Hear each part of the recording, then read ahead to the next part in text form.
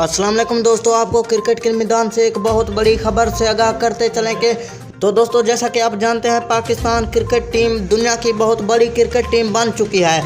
India और अफगानिस्तान के हारने के बाद अफगानिस्तान के कप्तान मोहम्मद नबी का एक और अहम बयान सामने आ गया है। जी नाजरीन, तो दोस्तों, अफगानिस्तान के कप्तान मोहम्मद नबी ने क्या कहा है, जानने के लिए हमारे साथ जुड़े रहिए और वीडियो को आखिर तक देखिए।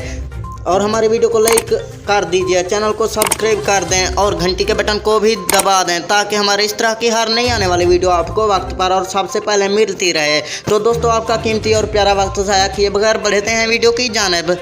तो दोस्तों, जैसा कि आप जानते हैं, अफगानिस्तान और पाकिस्तान के दरमियान क्रिकेट मैच शुरू होने में बस चंद ही घंटे बाकी हैं, लेकिन अफगानिस्तान क्रिकेट टीम कांपने लग गई।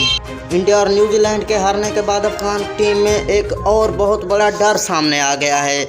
जी दोस्तों, अगर आप हमारी छोटी सी वीडियो अच्छी लगी तो वीडियो को लाइक और चैनल को सब्सक्राइब कर दें और घंटी के बटन को भी दबा दें, ताकि हमारे इस तरह की हर नई आने वाली वीडियो आपको वक्त पर और आसानी मिलती रहे। तो दोस्तों, अब मिलते हैं अगली वीडियो में। अभी तक के लिए अल्लाह निगहबान।